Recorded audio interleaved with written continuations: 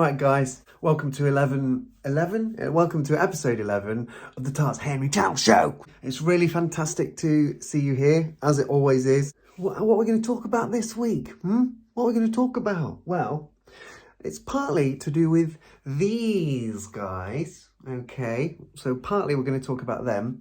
Welcome to Turtle Corner. This is Turtle Corner. This week we're going to talk about obsession. I wanted to show you something else. I went to watch the Teenage Mutant Ninja Turtles Mutant Mayhem movie the other week. I've got a super cool t-shirt. Anyway, things are good. I hope you're good. I hope you're doing all right. And yeah, so let's just chill out and hang out. And yeah, we're going to have a little discussion about obsession.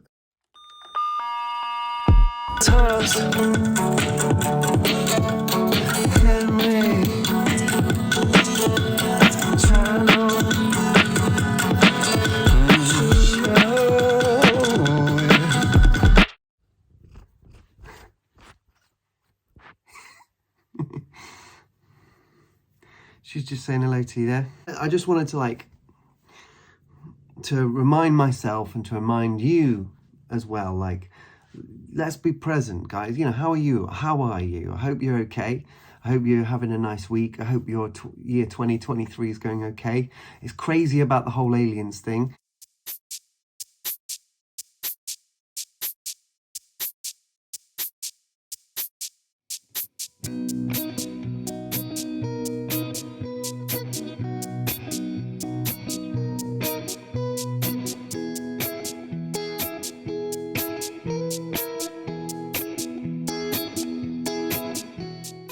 That's a new obsession for me. I've become really obsessed with aliens, and I've started listening to this book called Alien Agendas. It's fantastic. I'm learning all about what, and the guy who wrote that book, he's like an expert on aliens. The aliens is a whole thing, but anyway, I'll talk about that in a bit. What I wanted to talk about this week was obsessions. Obsessions. It's just cropped up a bit this week. I went to see the Ninja Turtles movie on Saturday with my good friend Holly, and the Ninja Turtles, as you might know, I don't know, I think you probably do know, I'm kind of, they're sort of a long-standing obsession. They're not like in the foreground of my brain, but they're sort of always there a little bit. It's not like, I'm not like one of those like old ladies who's like obsessed with Cliff Richards or anything like that. But the Ninja Turtles, it's not really like that. Not that there's anything wrong with ladies who are obsessed with Cliff Richard.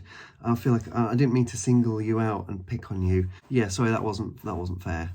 There's nothing wrong with being obsessed with Cliff Richard. I've been obsessed. One of my obsessions when I was about 15, it's embarrassing because I was actually obsessed, but I can justify it, I think. But anyway, when I was 15, I was obsessed with Mel Gibson, which is crazy, or is it sort of ludicrous? But I was obsessed with Mel Gibson when I was about 15, and which became more and more obscure thing to be obsessed with as time went on. It was before the whole sugar tits incident, but anyway, that was kind of weird. But I think really it's because I was you know, my parents divorced when I was 10, and I was sort of looking for a male role model, you know, who was always there. And one of my other obsessions later on, well, around that time also, yeah, is Red Dwarf. I was obsessed with Red Dwarf, the TV program, in particular Craig Charles and the character of Lister. I was obsessed with that. Oh, I'm trying to do my show. I'm trying to work. She wants me to stroke her. But yeah, I was obsessed with Red Dwarf, and I knew like all of the words for every episode and stuff like that. Yeah, so Red Dwarf was a big part of my teenage years. And you know, when you're a teenager and you're kind of trying on different personalities and trying out different ways of sort of interacting with other people, and you're sort of absorbing different character traits and different, yeah, I don't know, you're sort of figuring out who you are and who you're going to be and who you want to be. And yeah, Red Dwarf was a huge part of that for me, growing up. And just so you know, I've got the little snippet that I first appeared in the Tars Henry Channel show in episode 8 with Lucy Collins is when I said humans. Humans? And that's from Red Dwarf. I'll quickly flash up the details now.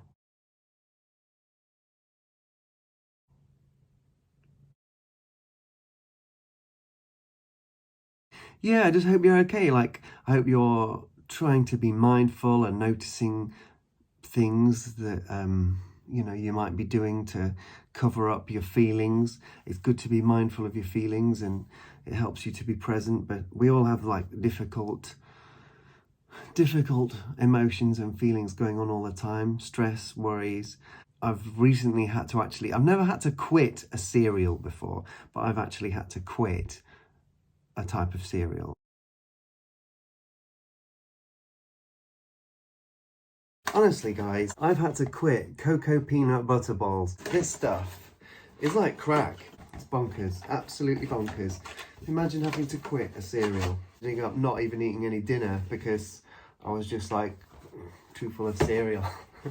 But this stuff is absolutely delicious, and I do recommend it, but I also think you should approach it with caution. So I got obsessed with that cereal for a bit. But I suppose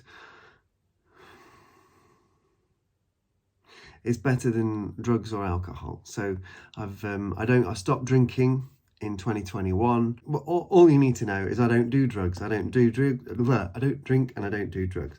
So that's the main thing. But yeah, so getting obsessed with cereals, fair game. It's fair dues. If I want to be obsessed with cereal, I can be obsessed with whatever I want. But as a professional driver, I don't do drugs and I don't drink alcohol. Yeah, so kind of I've got to watch myself because I got obsessed with this cereal, and it's definitely covering up my sort of feelings and emotions, and like that's what obsessions can do. Being obsessed with something is like a way of self-soothing. And I've had times in my life when I've been obsessed romantically with specific girls, specific ladies, and it's called limerence, when you kind of you ruminate on sort of the romantic fantasy of somebody, and it's kind of the feelings of sort of love that you have for them. It kind of makes you feel better. And apparently it like the in your head you're like imagining being together with this person, and if this person who you idealize, that's part of it. There's somebody that you idealize. If you idealize this person and then you fantasize that you're with them, then what's by implication in your fantasy, that means you are good enough to be with them, and this idealized person has chosen to be with you. So that means you, by implication, are an idealized version of yourself. So this limerence thing can be a really good way of sort of covering up trauma, and I used to do that a lot. Growing up. But anyway, I don't want to get too deep into my obsessions. I've always been a kind of obsessive person, and yeah, I've always been a very obsessive person. I think in the long run, it's a part of who I am, and it's just something that I've always been like. I've always just had certain things that I got fixated on. When I remember the first thing that I really got obsessed with was Bart Simpson. And then I got obsessed with the Ninja Turtles quite soon after that. And around that time, there was a girl in my primary school who I was obsessed with, and which started when I was about 4 years old. Then I got to secondary school, and there was a girl I sort of got crazy about when I was in year 7. And once she gave me a polo, right? This is top secret information, so don't tell anyone about this. But she gave me a polo, and I stuck it. I didn't eat it. I just put it in my pocket, and I took it home, and I put it in a little box that I stuck on my wall. So, so I had a polo that this girl gave me, and I kept it on my wall in my bedroom. But then one of my mates found out, and I never heard the end of it. And then years later, she sort of drifted back into my friendship circle, And I think somebody fucking told her. But anyway, that's what friends are for, isn't it? But yeah, so obsession can be crazy. Obsession can, but it can help you. Like, I remember being obsessed with Red Dwarf, and that was just a pure form of escapism. It was my way of coping with the situation of my parents being divorced in a very acrimonious kind of a way, and they, it was just these friends in space who don't have to do anything. They don't have to answer to anyone, and they're completely free to do as they please, and they're just having adventures and fun all the time, and it was very, very funny, and it was pure escapism, and it was wonderful. It was absolutely amazing. It's a fantastic program.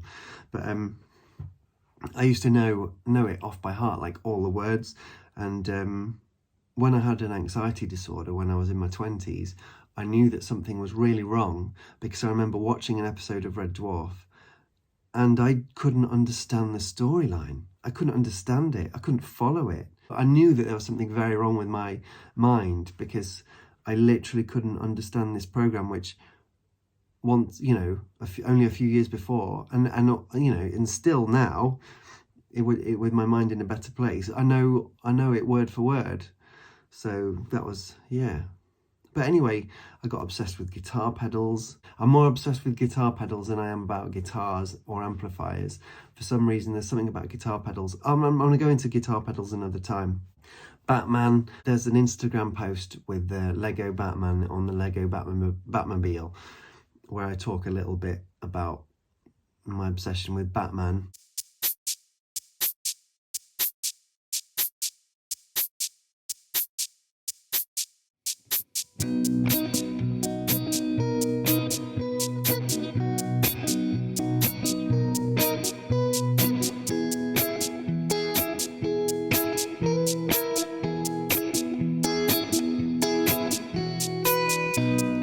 Telephone, I doom scroll daily, twisted media playing hatred games. Yeah, and there's this whole thing with aliens at the moment, the alien agenda. Yeah, got you on cinematic mode now. Yeah, so I'm watching a video, like a 2-hour interview about Stephen Greer. I'll post a link to that. But that's really interesting. Who knows what's true and what's not with regards to aliens, but it seems to me that, generally speaking, shady organizations and corporations and big businesses, it seems to me that they don't have much at heart apart from money and self-interest. That's kind of all they're bothered about. And they don't have the public and the greater good of humanity at heart. Whereas if you see people in front of you talking on YouTube, on interviews, and you look into their face and you listen to what they're saying, you can tell if if they mean what they say.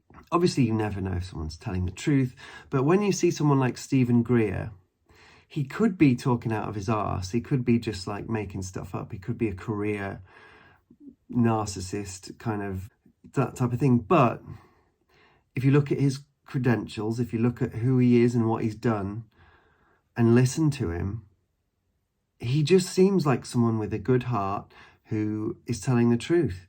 And in light of the kind of things that have slowly come out about aliens, and the Tic Tac video and the congressional hearing, and then the general movement towards disclosure, it more and more, like the people who are trying to disclose the truth about aliens, if you listen to them, they're excited. They're kind of excited and passionate with a way, like they're like, I know it's going to come out, because I know, I'm telling you it's true, and it's coming out. It's just a matter of time. And you can see it in their face that they're like, they're a bit possessed by the excitement of it and the truth of it, because they really know, and they've seen a few things that we haven't seen yet, and and it could all be bullshit, I know, and they could be leading us on just to get attention and blah blah blah. But it's just, there's so much There's so many whistleblowers, there's so many videos of people who, like military personnel and people who are advisors to the government and to politicians and to like presidents and stuff like that, who, and like there's army generals and who are on the, like people from like Lockheed Martin on their deathbed and stuff like that. I'm not a total expert on this stuff yet, but it won't probably, in good time, I probably will know a lot more about specific examples. But there's people who seem really, really credible. If you listen to what they're all saying, it kind of converges in one story, and it's really interesting, and it just seems to me like it could be true, but I know that I want it to be true. So anyway, needless to say, I'm following like UFO whatever it is on Reddit and stuff like that, and I'm just fascinated by it. But the whole ancient aliens thing, there seems like there's a lot if aliens are real, which they are, but I think they are real. I mean, they are real because the universe is massive, but I mean, we're talking if they're real as in that they really visit us in flying saucers and stuff like that. But I think maybe they do. I want to believe, and but anyway, if that's true, then it also appears that aliens could have been visiting us for thousands and thousands of years, just keeping tabs on us. And it seems like maybe ever since we detonated the first atomic bomb,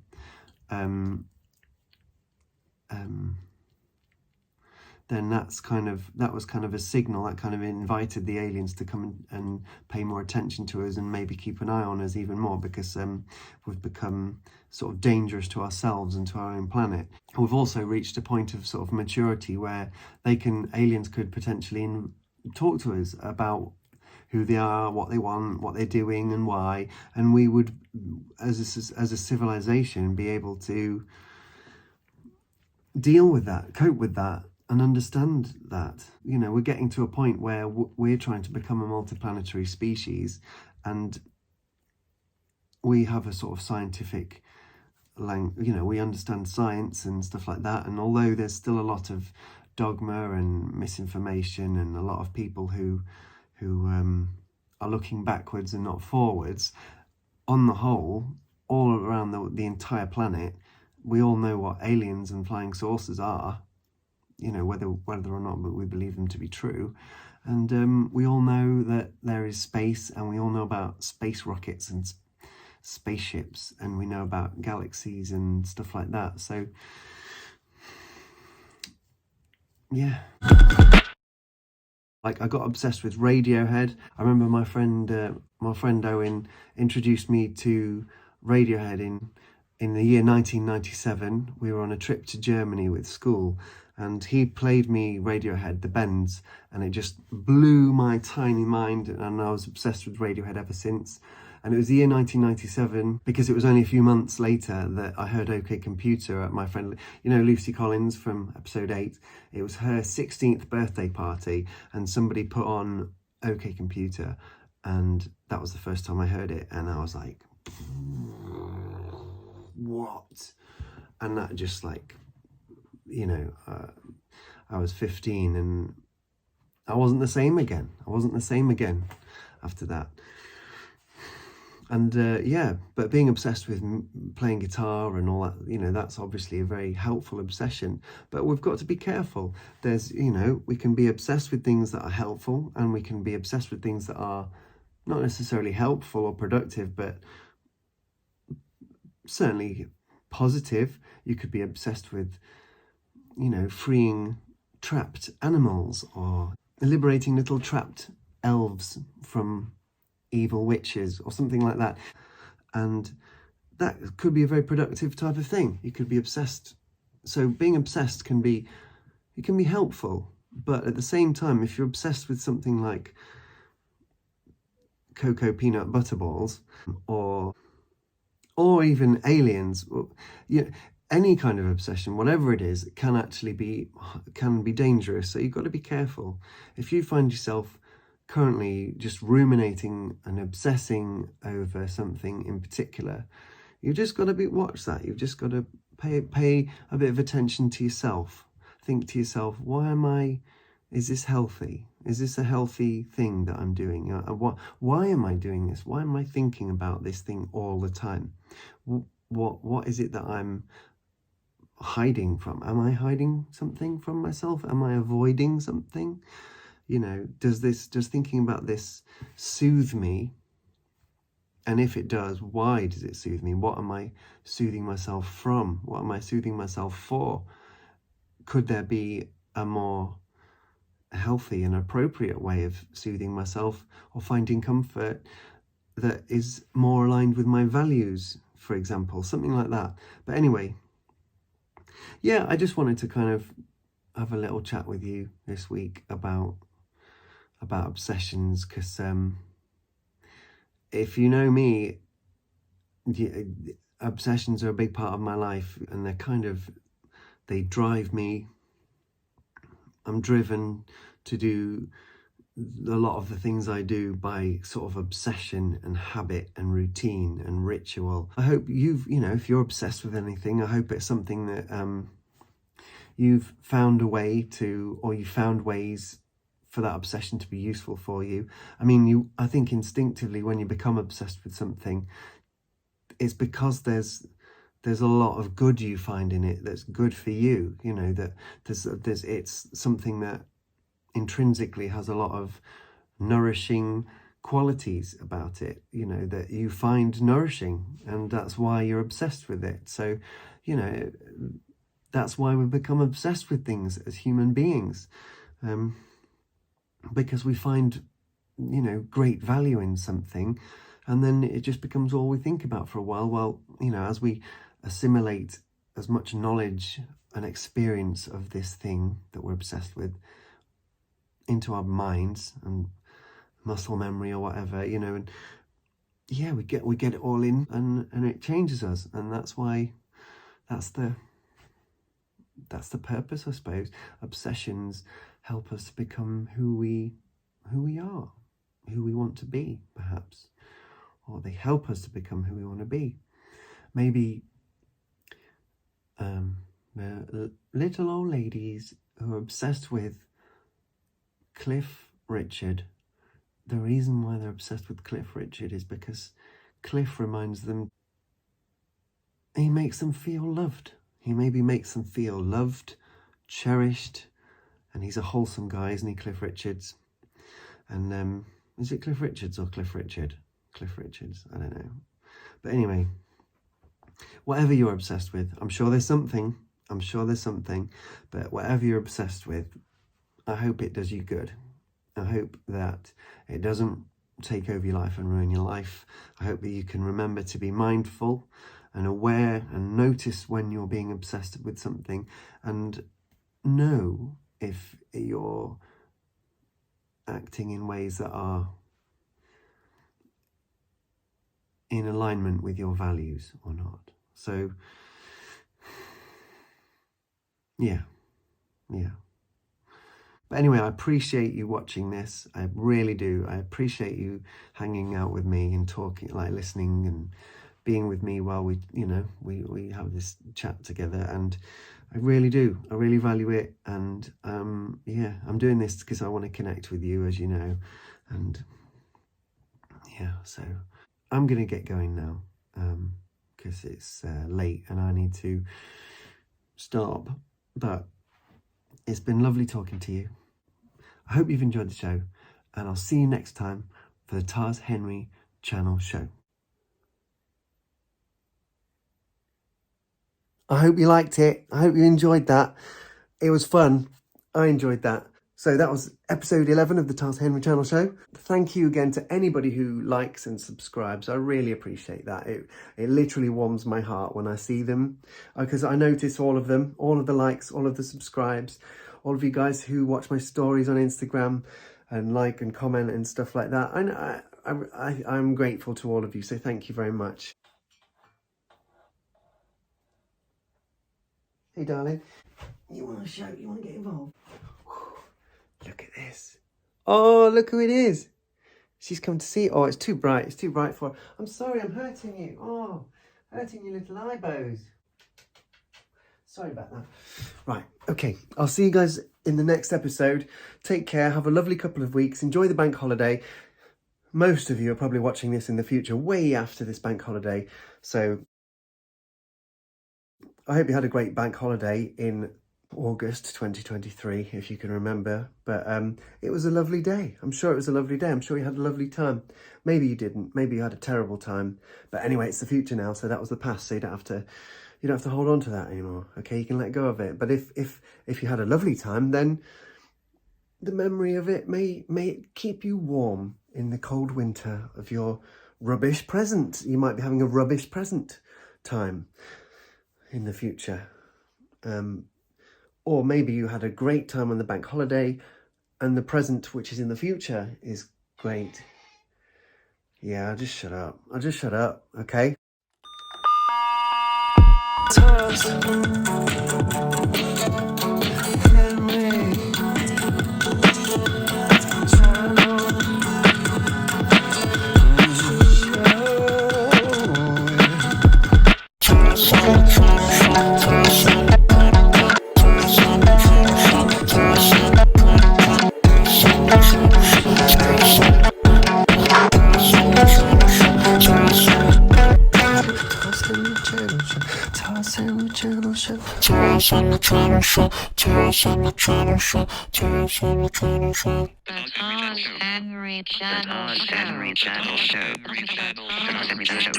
Henry Channel Show.